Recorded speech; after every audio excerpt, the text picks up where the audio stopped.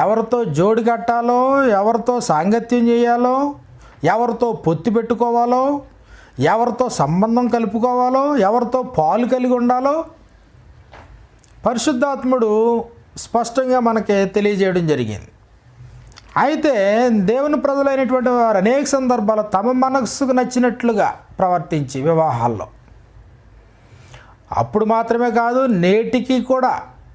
తమ మనస్సుకు వచ్చినటువంటి స్త్రీలు దైవభక్తి గల స్త్రీలా కాదా అనే దాంతో సంబంధం లేకుండా, దేవునితో నిబంధన చేసుకున్నటువంటి వారా కాదనే దాంతో సంబంధం లేకుండా, వారు అన్యులా అనే దాంతో సంబంధం నిమిత్తం లేకుండా, మనుషులు పై పై మెరుగులు చూస్తూ తమ తమ మనస్సుకు వచ్చినటువంటి స్త్రీలను, కొందరు అందాన్ని చూస్తే, కొందరు ధనాన్ని చూస్తే, మరికొందరు వెనకాల ఉన్న బ్యాక్గ్రౌండ్ చూస్తే, మరికొందరు స్టేటస్ చూస్తే, మరికొందరు తమ